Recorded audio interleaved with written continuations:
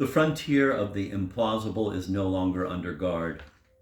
Two great stars brighten the sky over the 20th century novel, that of surrealism, with its enchanting call for the fusion of dream and reality, and that of existentialism. Kafka died too soon to know their writers and their aesthetic programs. Still, and remarkably, the novels he wrote anticipated the two aesthetic tendencies, and what's more remarkable still, bound the two together, placed them in a single perspective.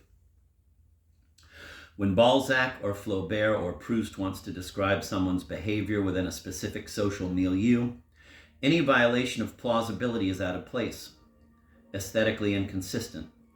But when the novelist focuses his lens on a problematic that is existential, the obligation to give the reader a plausible world no longer comes into play as rule or necessity. The author can be far more casual about that apparatus of data, descriptions, motivations meant to give his story the appearance of reality. And in some borderline cases, he can even find it worthwhile to put his characters in a world that is frankly implausible. After Kafka crossed it, the frontier to the implausible was left with no police, no customs guards open for good. That was a great moment in the history of the novel, and lest its meaning be mistaken, I caution that it was not the 19th century German romantics who were its precursors. Their fanciful imagining had a different meaning, turning away from the real world.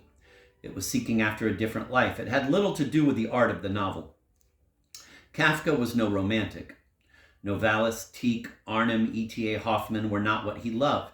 It was André Breton who worshipped Arnim, not he. As a young man, Kafka and his friend Max Brod read Flaubert passionately in the French. He studied him. It was Flaubert, the master observer, he took for his teacher. The more attentively, fixedly one observes a reality, the better one sees that it does not correspond to people's idea of it. Under Kafka's long gaze, it is gradually revealed as empty of reason, thus non-reasonable, thus implausible. It is that long, avid gaze set on the real world that led Kafka and other great novelists after him past the frontier of the plausible. Einstein and Karl Rossmann. Jokes, anecdotes, funny stories, I don't know what term to choose for the sort of very short comical tale I heard so much of in the old days. For Prague was its world capital. Political jokes, Jewish jokes, jokes about peasants and about doctors, and an odd kind of joke about absent-minded professors who for some unknown reason always carried umbrellas. Einstein finishes a lecture at the university in Prague. Yes, he did teach there for a while, and is getting ready to leave the hall. "Professor, sir, take your umbrella, it's raining out." Einstein gazes thoughtfully at his umbrella where it stands in a corner of the room and answers the student.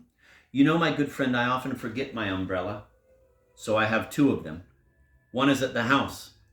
The other I keep at the university. Of course, I could take it now since, as you say quite correctly, it is raining.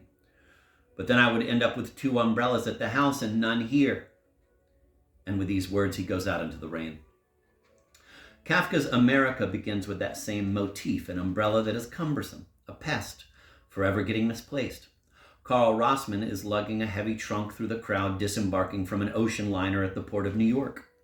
Suddenly, he remembers he's left his umbrella back on the lower deck. He entrusts his trunk to the young fellow he met on the voyage, and as the passage behind him is jammed, he runs down an unfamiliar staircase and loses his way in the corridors below. Finally, he knocks at the door of a cabin where he finds a man, a coal stoker, who immediately starts complaining to him about his supervisors. The conversation goes on for some time, so the fellow invites Karl to make himself more comfortable, to have a seat on the bunk. The psychological impossibility of the situation is dazzling. Really, what we're being told, it can't be true. It is a joke, and of course, at the end, Karl winds up with no trunk and no umbrella. Yes, it's a joke, except that Kafka doesn't tell it the way one tells jokes.